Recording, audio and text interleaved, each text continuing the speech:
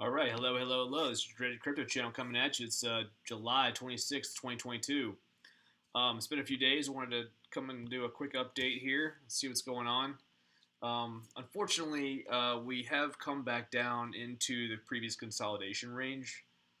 I was really hoping that we'd hold the 21.5 level, this previous resistance zone, and turn that to support. We're kind of hovering just below it, but we could still come up and reclaim that range. Not too sure what's going to happen there, but what is kind of good is that the daily stochastic RSI is resetting. It's possible that we go down a little bit further and that would fully reset it. I hope that doesn't happen. A lot of it all kind of everything is kind of dependent on the Fed tomorrow. Everyone's a little bit worried about that. So basically, they're either going to keep the rates at 0.75, or they may do an increase of one full percentage. I think that's a little less likely, but even if they do, I think that's somewhat priced into the market. 0.75, I think, would be somewhat bullish, but we may not see a whole lot of, we're not going to see Bitcoin probably spike crazy very soon. The 2018 bear market, this is very similar to that, and that bear market lasted, well, this consolidation of that bear market lasted like 5 or 6 months, and we're going into the second month of it. So this could keep on going. We just need to kind of go with the flow here and see. Now, if the Fed does raise like 1.25 or something more aggressive, that will crash the markets. But they haven't jawboned that. Like, they haven't been talking about that or really squeezing that in. So I think that's a lot less likely. But we'll have to see. There's still a lot of inflation talk. There's a lot of fear out there. Stock market's been pulling back over the last couple of days. So, and because stocks or because crypto is following stocks, that's probably why we're getting this this pullback. And apparently the White House has decided that we're not in a recession, even though they're saying technically it's not a recession, but technically a recession is 2 GDP quarters back to back negative, which is kind of hilarious. Just leave it to them. Let's just hope that let's just hope that we get some positive readings on inflation soon. But what is bullish is that if we do a 0.75 rate increase, that means we've likely they think we've hit peak inflation, and they're probably going to start pulling back. And you also have to think about this politically. They don't want to crash the markets any more than they have to before the midterms. I mean, September and October are very vital for voting, and like that's when the battleground happens with politics, and they do not want to see a crash happen before that. Maybe it happens after, but like I don't see us having a big crash down at 12, 14K, and like that's what's kind of making me more bullish because everyone is thinking that we're going to go down there. And it does not seem like we are. And there's going to be a couple of reasons for that. Just expect that we probably will be consolidating in this area for a while. I just think it's the safer thing to think. And, these are I'm buying and, dollar cost averaging. That's the way to do it. So one of the reasons that I really think that a couple of reasons just right here, that we've hit a bottom or we're consolidating and we're going to be in this range for a little while, is that see this 10K level and the VPVR support, and that's the volume support. That's where the most people have bought and sold Bitcoin and are holding it. That's around the it's around like the 10K to 12K level, depending on which chart you're using. But what's really, really interesting is that we're actually building a new support, a VPVR support, that is actually it's starting to dwarf it. If this thing can catch up to it real quick. Come on now. I don't know why this thing is giving me such a hard time today. And we also have a lot of green volume support down here, and that's one of the biggest volume supports on the Heikin-Ashi chart that we've seen, if not the biggest. To me, that points out a bottom. Now, And we're also on the Heikin-Ashi candles. We've done 2 green candles. We've already had this huge run of red, and it just makes more sense that we're going to kind of come up a little bit more, probably to the 27, 28K level. Possibly even 30. But that remains to be seen. Now, got to pull this over. Maybe that's part of the reason why it's not cooperating here. Come on now. Come on.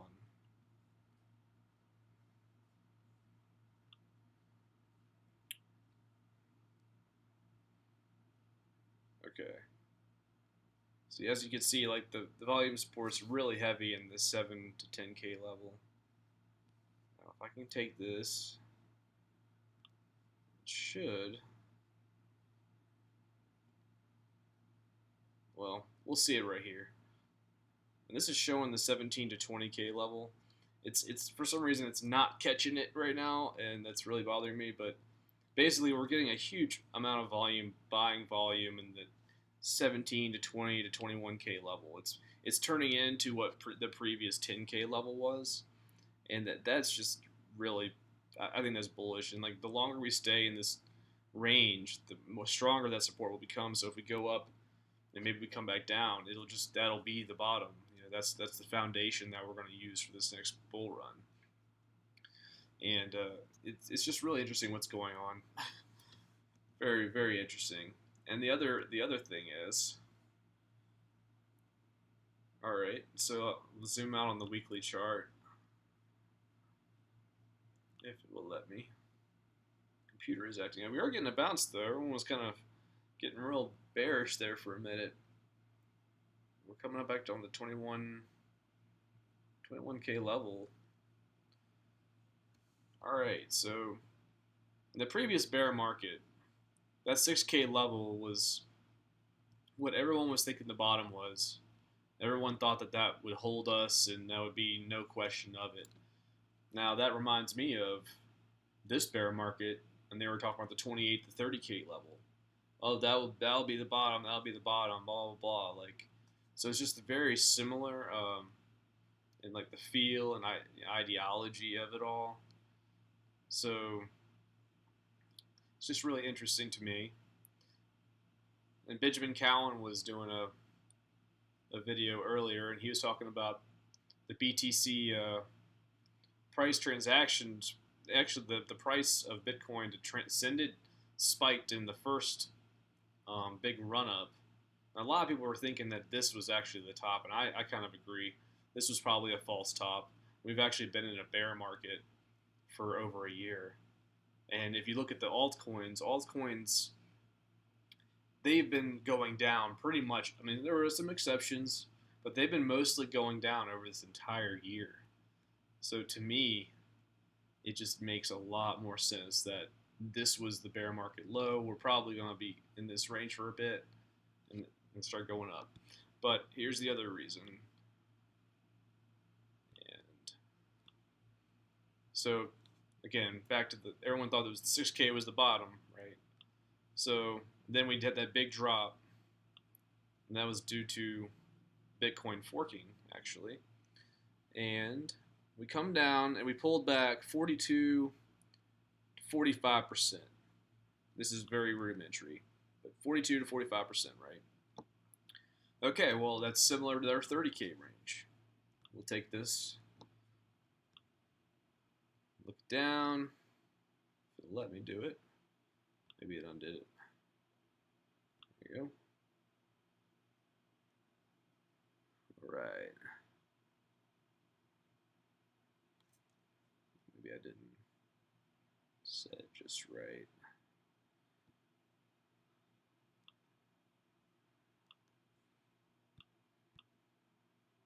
Yeah, so we're going to take that to the 30K range. And what do you have? 42%. I mean, this just screams that this is the bottom. Now, once again, you're gonna probably plenty of time to accumulate, find those right coins. You know, the ones that are still strong right now, the ones that survive all of this, those are the main plays I think for the next year. I don't think it's going to be quite the same. We didn't have that giant altcoin run like we did before. There wasn't like a big. I mean, I wouldn't invest in meme coins like Doge and Shiba Inu. I would definitely not do that. But I mean, Ethereum is like a solid Link, ADA Cardano, like BitBoy is working on NFTs on Cardano. I think I think his heart's in the right place. Think what you will of him, but I think like that's going to be great. Um, you know, Atom, Tezos, just certain DeFi staking coins. I just think that's the way. That's what's going to win. Everyone is scared from CeFi. The whole debacle. The SEC is now like messing with Coinbase, and the SEC is going after these coins, and they didn't do.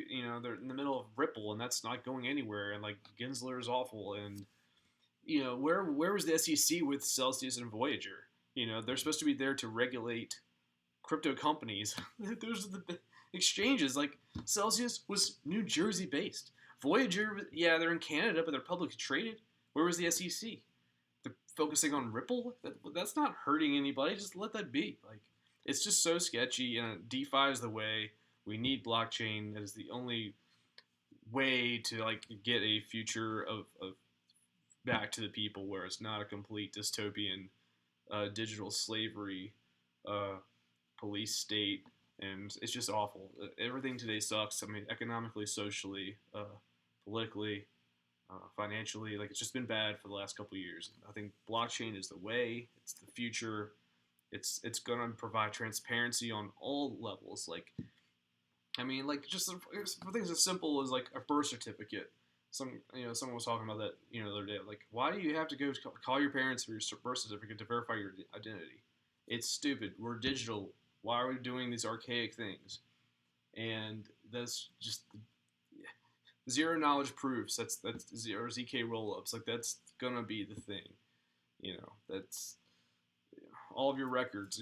Buying a house. So why have these just giant books of like documents and like where are you gonna put that? Like it needs to be on a blockchain. It needs to be on a maybe not a public ledger. I mean, there could be private ledgers. Like there's so many use cases to all of this. I mean, beyond NFTs, then music NFTs, and then there's just this is the future. This is how it's going to be, and this is the opportunity. Matic, Polygon, that's another one. I'll just throw these things out. These are the ones that have done well and they have shown their strength. And anything on the top 20, top 50. Just make sure you're researching thes things because like some of them will just die, like Luna. Like I made a little money off that last year, but I got out of it. I didn't really know what it was. What's up with that hype? It's just it came out of nowhere, and it's like what, like just make sure you're familiar with some of these things. If you've been in this space for a while, I've been since 2017, and if like all of a sudden you're hearing about a coin that's just like popping out of nowhere and it's like going crazy, like what's up with that? Like, even then, if you try to get into it, it's already gone crazy. So we probably won't see any issues like that until the next bull run.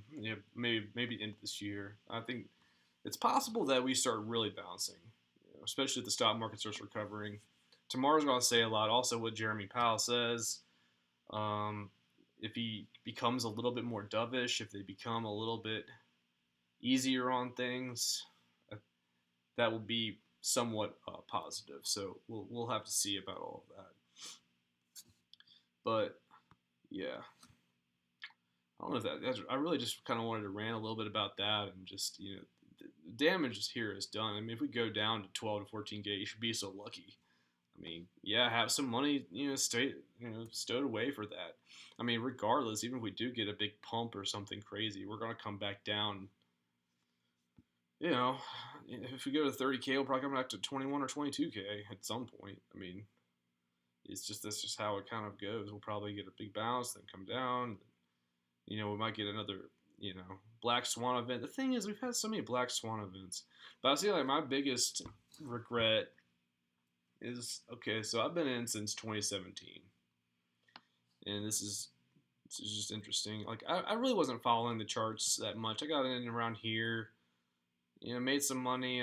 I kind of invested and just saw my money bleed dry. I'm just like looking back, okay, Black Swan event 1 here. And did I have money to buy? I think I bought a little bit and I accumulated like I'm accumulating now here. And then we had this big run up. And God, I wish I had taken a little bit of profit. And then I was sitting in here in some longs that were just bleeding dry. And I just didn't have a whole lot of money sitting aside. Then we had this big run up. I wish I had taken profit and I didn't. And I wish I had taken profit. I wish I had some money at the side and I could have, this is Black Swan event 2, Not to mention these events. I forget what those were. This was COVID. Then we had this big run up, and I took some profits and I moved money around. Sure. Then we had this big Black Swan event. That's Black Swan event 3. And then we had this big run up, and then did I take profit? I did not. I really was thinking we were going to come up to like the 120K, 100K, 80, 90K level, and it did things, and it confused everybody, and that's what it was made to do. That was kind of like Black Swan event, what, 4 or 5? 1, 2, 3, 4. Then we had this and Black Swan 5, and I think this is these are 2 Black Swans. This is like, I'm saying, like, I had 6 opportunities where you could have like taken that money if you had taken some profits, even like $500 or $1,000, whatever. You just had that money just sitting there for these big drawdowns, and when it has a big draw up, you take some profits. Like, we have not had a real draw up in very long time. I mean, like 6-7 months. So I mean, it just makes most sense that we're gonna come up here. It might take a little longer, like I'm saying. It could take a few months. We could be down here, but I kind of think it's where we're gonna bounce up there in the next couple of weeks. When we come up to 30K, maybe even surprise if we go to 35 or 40, and then come back down again.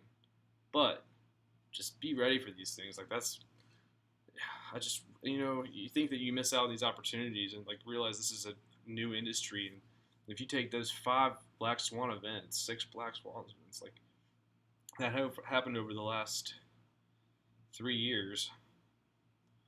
But these 3 or 4, I mean, happened over the last 2 years. I mean, you're going to get it every 6 months. You're probably going to get a real big drawdown. Once a year, a real big drawdown. And, the charts will tell you. You get these big volume spikes. You get these this is on the weekly chart. You get these oversold levels. You can't really go wrong, accumulating in these levels. And then, I mean, look at this weekly chart. This is on the regular RSI, if it'll load. I mean, we went down to the lowest level ever. Like, very, very, very, it makes a lot of sense that was the bottom right there. I mean, maybe we come up, maybe we come down, maybe one more low. It's unlikely. But, I think the pain is over. Just hang in there. I'm mining and dollar cost averaging. That's all we can do right now. Make it through this whole thing. We'll come out of this. Just hopefully not everyone was invested in Voyager and Celsius like me. And hopefully they all resolve their stuff. And it seems like they're working on it, but it's going to be a while. But we'll see what happens. All right, peace out. We'll check in tomorrow, and it'll be really interesting to see what the news says and what Jeremy Powell comes up with. All right, peace.